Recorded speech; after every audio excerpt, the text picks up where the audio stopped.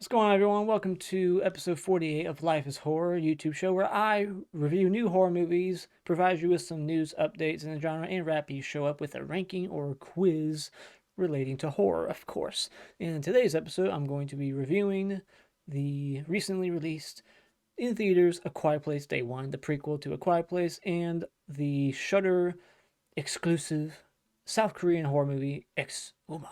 Exhuma, or however you say it. And so those are the two movies, and at the end of the video, I will be doing a summer horror movie quiz because we're in the middle of summer, so why not? Felt appropriate. Now let's get into some horror news. What's new in the genre? What has been announced? Well, it was announced that Quiet Place has not only gotten a third movie, and probably will get more movies, but now they're getting a video game for that franchise, and that's already been made. They just released a trailer, and it's called A Quiet Place: The Road Ahead. It's going to be a first-person, single-player video game based on the movies. So I'm curious to check that out. I haven't looked at the trailer yet, but I'm interested. I'll buy it because I like single-player games anyways. I don't like multiplayer shit. I hate playing with other assholes. Plus, you usually have to pay to play online if you have like an Xbox or a PlayStation that's not free. Um, and so yeah, and they just piss me off. I like playing by myself. I like playing stories, single player mode, campaigns, stuff like that. Which is why I still haven't played Texas Chainsaw Massacre. I haven't played the Evil Dead game because those are multiplayer games. I don't want to play with those, assholes online. And Killer Clowns from Outer Space got a video game earlier this year also. That was only multiplayer from what I've heard. So it just sucks that all these games come out that are multiplayer, and I don't like that. So, um, but this one's going to be single player, so that's cool. I'll be checking that out for sure. When are they gonna make a Chucky video game, a first person like single player Chucky video game? That needs to happen. Or Final Destination, like fuck of all the franchises that deserve a video game where you just fight to survive. Like Final Destination seems like a good one, just trying to avoid death. All these different things trying to, fall on you, crush you, kill you, trying to figure out how to cheat death over and over and over again. That could be a cool video game if you got someone creative and clever to write it. But that will probably never happen. So the next thing is VHS Part 7 is going to be called VHS Beyond. And that's coming out this October on Shudder. So just like the last three movies, they've been coming out to Shudder every October. It's kind of an annual thing now. And they said that Kate Siegel, the wife of Mike Flanagan, is going to be one of the directors, and Justin Long. So yeah, curious to check that out. I'm kind of like okay with the last few. Like they're okay to good, some of them, but some of them just aren't that great. Like I thought I was pretty lukewarm on VHS 94. I liked VHS 99. VHS 85 was okay. It had like two good segments, two strong ones, and then the rest were meh to bad. So it's not. I haven't been huge on a VHS movie since like part two. That was the best one, hands down, in the franchise. So fingers crossed. Hopefully, this one will be the best one since part two. But that's coming out in October, like I said, and also in October we're getting a prequel to Rosemary's Baby called Apartment 7A or something like that, and that's going to be a Paramount Plus exclusive. So that's coming straight to streaming, and I don't give a shit about that. That doesn't excite me at all. Like I don't need to see a prequel exploring the cult at the apartment building. I just don't care. But yeah, speaking of prequels, let's get into the reviews and talk about one of the prequels or the only prequel that I will be discussing tonight, which is A Quiet Place Day 1. Let's get into it.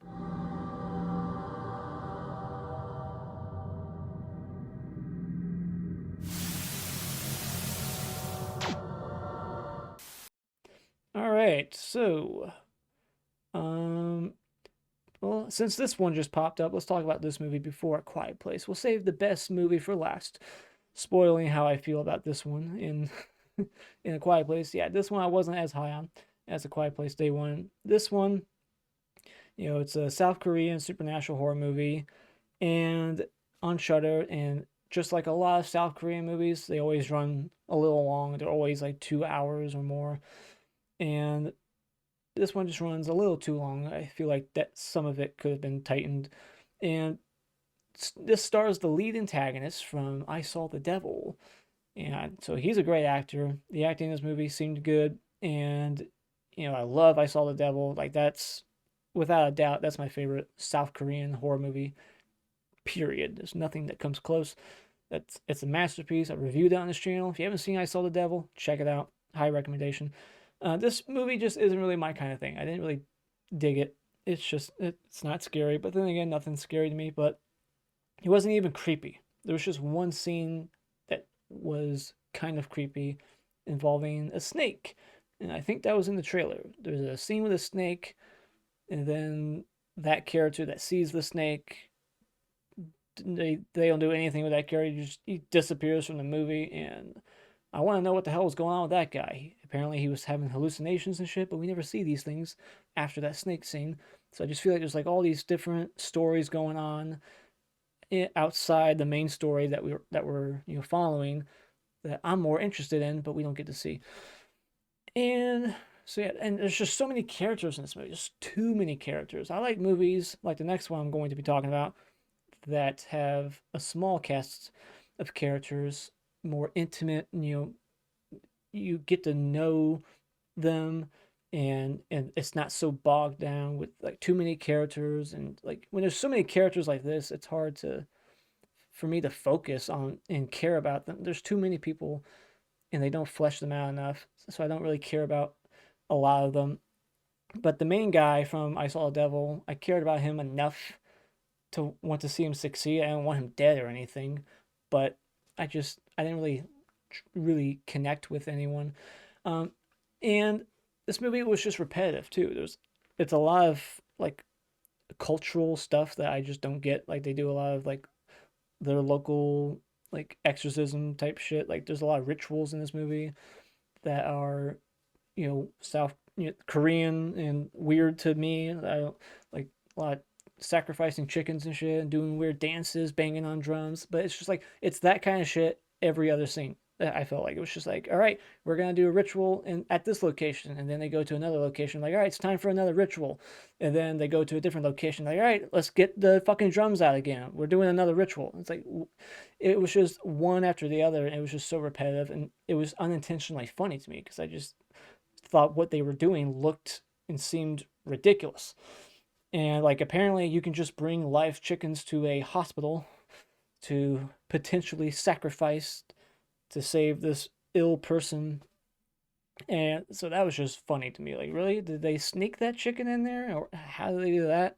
Is that allowed? Maybe they told him that this is our emotional support animal, chicken. Let us keep it.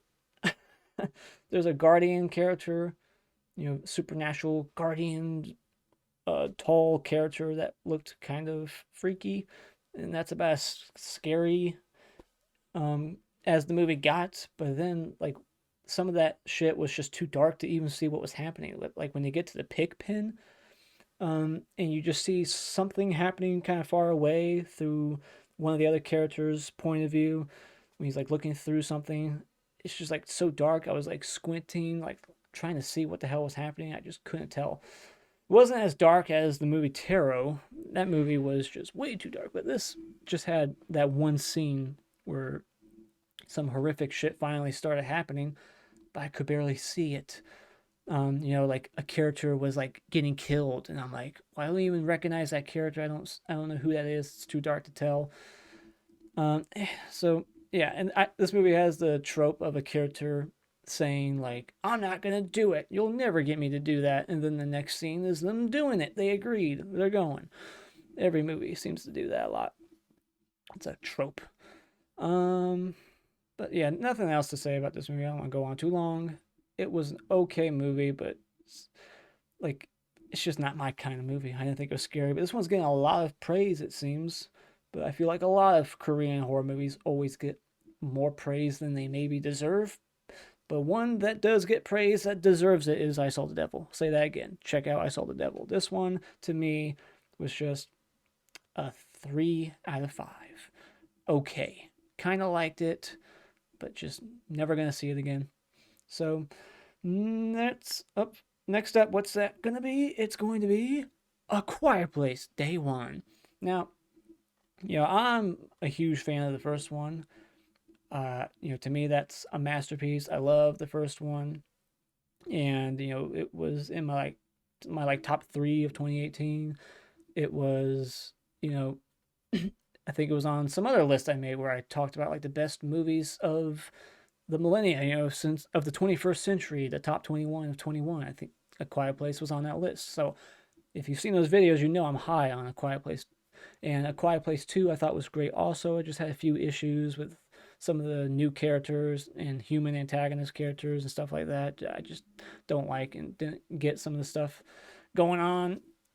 But this movie, I went in with not high expectations, but not low expectations. Just kind of like, just give me what you got. I wasn't expecting bad or great. I was just expecting it to be a good movie because it's a big budget, and it's got Lupita, however you say her name, from Us. So I trusted that this movie was going to look good, have great acting, but it being a prequel, I was like kind of instantly turned off a little. Like, well, we've already seen Day One in A Quiet Place Day Two, in A Quiet Place Part Two, where they have that whole like 15-20 minute sequence where you see Day One. So I'm like, we already got that. So what's the point of this movie? Like, do we need this? No, but I'm glad we got it because this movie surprised the hell out of me. I loved this movie. I really enjoyed it. It is the best prequel since Final Destination 5. It is the best in this franchise since the first movie. I prefer this over Part 2. And this is so far my favorite horror movie of the year, without a doubt. I just had a blast with it. Finally a franchise sequel that takes Manhattan correctly. Fuck you, Scream 6. Fuck you, Friday 8. This is how you do it. And it's just so well done, so well written. It's from the director and writer of Pig, with starring Nicolas Cage, which apparently, according to him, is his favorite movie he's ever done. I saw that movie a couple years ago. It wasn't for me. It's not a horror movie. It's like a slow burn drama. It just was not for me. But what makes this movie so amazing was its characters and the tension. It's not a sequel that's like hitting you over the head with just nonstop action. Let's go bigger and badder and just keep having action every 5 seconds. Like, no, it actually sets up the characters, doesn't, weigh down the film with 100 characters like the last movie I was talking about. It's just two people. And that second person doesn't arrive until like over a half hour in, but the movie still manages to make me care about him and develop him enough for me to like him. And it develops the main character played by Lupita incredibly well. Like, you sympathize, you root for her and her cat, lovely cat. And I've seen some reviews like hate the cat. They're like, that damn cat, like they're irritated by it. But I love the cat. And yeah, it just it brings it back to the original by just focusing on the drama of the situation, the characters, and building great tension. Like, there's a lot of cool sequences where they're trying to stay quiet, and that's like all the shit that worked so well in the first movie, and it's in this one again. They do it so well. There's so many like edge of your seat moments, and at different locations above and below ground in New York, and just incredible set piece one after the set pieces one after the other, and an adorable cat, my favorite character of the year. And I appreciated what they did with the trailer too. I won't spoil exactly what they did here, but it's one of those trailers where they kind of like alter footage. And they did that with Curse of Chucky too. If you go back and watch Curse of Chucky, that trailer, they hide the Stitch face in that trailer to make you think it was like a prequel or something or a remake. They do something like that in the trailer, but that's all I'll say. Like, there's just footage, and I think even like dialogue that's not in the movie that makes you think something's going to happen that because you saw it in the trailer, but it didn't happen, something like that. I was like, oh, cool. So you fooled me. Like, I thought I already had the scene figured out and knew where it was going because I saw the trailer, but you flipped it on me. So that was cool. And more trailers should start doing that. And like I said, amazing tension. One gripe, one nitpick is the dream sequence. There's a dream sequence. Never a fan of dream sequences. Like, yeah, I get that you're showing us like the mind, of the character. That it's causing them to have nightmares. I get it, totally believable. But as an audience, it's like I just see it as a cheap, like lazy attempt to throw an extra scare in a movie to get the audience jumping. It's like with loud music and stuff, and something flying at the camera real quick. Like, I don't like that stuff. Everything else was great, but then that sequence in the middle of the movie, I was like, no, you fucked up. Don't do that. Like, I felt like that was studio meddling. I felt like that was probably like a studio note thing. It probably wasn't even in the script, but the studio watched the movie like, there's not enough aliens in this movie. You got to throw in a dream sequence or something. Other issues I have are just like little tiny nitpicks, things that aren't even really worth mentioning. Some people might not like that we don't get answers, but it's like, I don't need answers. It's an alien invasion. I'm sold. Check. Like, I don't need anything else.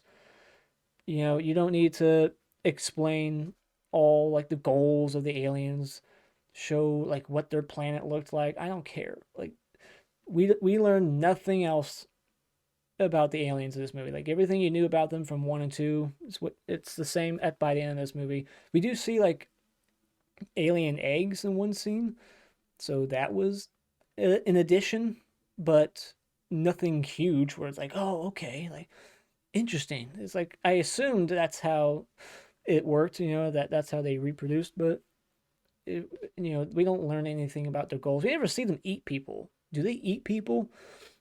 Like, they keep like swiping everybody, and then that's it. It's like, how do they survive? What are they eating? But like I said, who really cares? Um, so yeah, perfect pacing. The balance of alien action and character development and emotional, dramatic scenes with the characters. I thought the balance there was done very well to keep the pace flowing. Very, not too slow, not too fast. It was just perfect to me. So, incredible film, and I give this movie a 4.5 out of 5. Loved it. Just not a perfect movie. That would be part one. So there you go. That's the end of the reviews. So now let's jump over to the quiz. The summer horror movie quiz. All right, so summer camp horror movie. So not summer, just summer camp, more specifically. So 20 questions, some true or false, some multiple choice. Here we go. Question 1 is, what is the name of the killer in the summer camp horror movie Madman? Question 2 is, what do the summer camp movies Friday the 13th, The Burning, and Friday the 13th, The Final Chapter all have in common? Question 3, what was the original title for the film Cheerleader Camp? Was it Bloody Pom-Poms, Give Me an or Bloody Hell? Question 4 is, although he only appeared in the film Camp Hell for just a few minutes, which Oscar-nominated star was misleadingly advertised as being the star of the movie? Question 5, which future Seinfeld star made an early film appearance in The Burning? Question 6, hold on. Which summer camp horror movie was based on the novel The Butterfly Revolution by William Butler? Was it Camp Slaughter, Summer Camp Nightmare, or Camp Butterfly? And feel free to pause this whenever you want. I'm just going to keep going. Question 7. Which American rock star appears in the summer camp movie Stage Fright? The remake, by the way, 2014. Question 8. What is the name of the film within the film featured in the summer camp film The Final Girls? Question 9. Though not a horror movie, which summer camp movie starred Sam Raimi as the character Stick Coder? Question 10. Both The Burning and Friday the 13th were filmed at the same summer camp in New Jersey. True or false? Question 11. Guess the summer camp horror movie from the following review. The justly famous closing image is one of the most baffling and incongruous climaxes in the genre, known and celebrated by devotees for its WTF factor. Question 12. Which type of virus spreads amongst the counselors at the Spanish summer camp in the movie Summer Camp? Question 13. Which of the following summer camp horror movies was banned in the UK and is a video nasty? Friday the 13th, Sleepaway Camp, or The Burning? Question 14. Which two summer camp slasher movies feature a camp boogeyman called Trevor Morehouse? Question 15. Which summer camp horror movie's original title was Camp Days? Was it Sleepaway Camp, Camp Blood, or Camp 80s? Question 16. Which summer camp horror movie am I describing? There is an actress, a movie theater, a fire, a machete, and a sequel. Question 17. Which Belgium horror movie's original title was Welp? Question 18. In which of the Meatballs sequels did Friday the 13th star Corey Feldman go back to summer camp as the character Ricky Wade? Question 19. What is the name of this animated Scooby-Doo movie set at a summer camp? I guess Scooby-Doo counts as horror, according to this quiz. Question 20. What is the name of the 2013 epic documentary on the Friday the 13th franchise hosted and narrated by Corey Feldman? And there you have it. So there you go. That is the quiz. I knew a lot of those, probably at least 15 of those, I would say. I definitely do not know the Scooby-Doo one because I don't watch that shit. And I've never seen the Meatball sequels. I didn't know they made so many. So yeah. So how did you do? Let me know. What are your thoughts on A Quiet Place Day 1? Is it your favorite in the trilogy? Let me know. And as always, adios.